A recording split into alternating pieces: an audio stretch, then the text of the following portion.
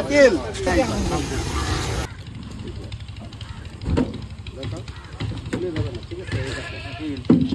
কি হলো, আপনি অক্সিজেনটা বন্ধ হয়ে গেছে, এটা কিন্তু আগুন নিভে গেছে। আর যদি অক্সিজেনটা না বন্ধ হতো তাহলে আগুন জ্বলতেই থাকতো। এখন আপনাদের মধ্যে দুজন আসবেন, আসেন দুজন আসেন।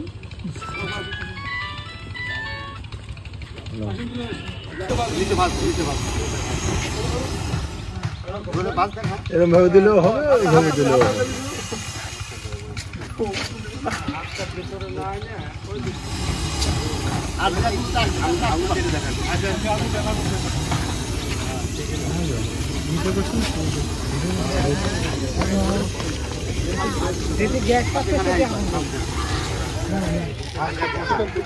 সুন্দর হয়েছে। আচ্ছা, আর একটা বিষয়টা তো আপনার পাইপে দিলাম, তাই না?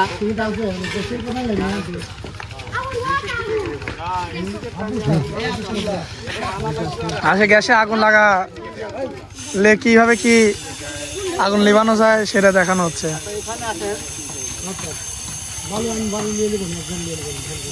গ্যাসটা ধরছে না। এখানে আসেন, আপনি আসেন। না, রাজারটা বন্ধ করতে হবে না, আপনি এখানে আসেন। ভিতরে হাত দেন, ভিতরে হাত ভিতরে চলে যান।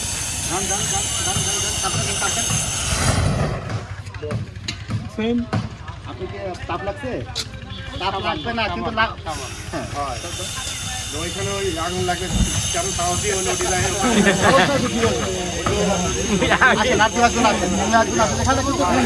আরে একটু ধরো, আরে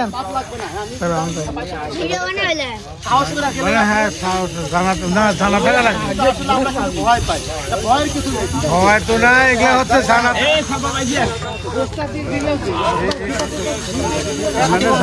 লাগবে না। আকিল, একটা ছবি নাও ভাইয়া।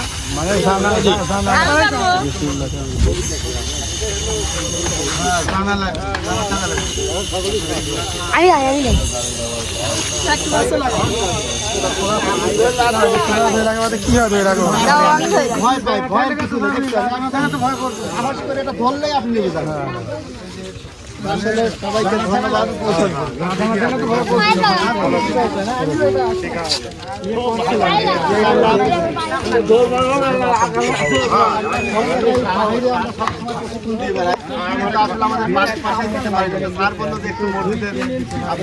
এদেরকে নিয়ে একটু প্রশিক্ষণ দেওয়ান, এই জন্য আমি আসলে আসছি। আসলে আমার কাছে কত শিখতে পারছেন জানি না। ঠিক আছে, আগুন নিয়ে কখনো আপনারা বিচলিত হবেন না, ভয় পাবেন না। আসলে আগুন কিন্তু কয় কারণে লাগে বলেন তো? আগুন তো অনেক ধরনের লাগে, যেরকম বিড়ি-সিগারেট খেয়ে একটা অংশ ফেলে দিলে আগুন লাগে, ছেলে পেলে খেলাধুলা করে আগুন লাগে, আপনি হয়তো মশার কয়েল থেকে আগুন লাগে, অসতর্কতার কারণে আগুন লাগে, হ্যাঁ, শর্ট সার্কিটে আগুন লাগে। তো এগুলো মাথার মধ্যে সবসময় নিজে সতর্ক থাকবেন। সতর্ক থাকলে এটা আগুন কখনোই আপনার লাগবে না।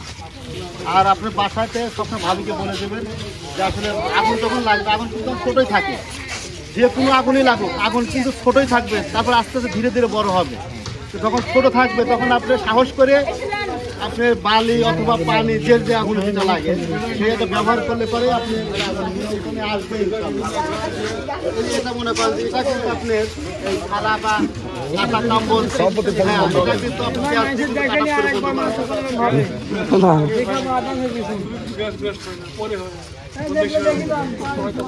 সবাইকে ইনশাআল্লাহ ধন্যবাদ। সবাই ভালো থাকবেন, আমাদের দোয়া রাখবেন। আসসালামু আলাইকুম। ওয়ালাইকুম আসসালাম।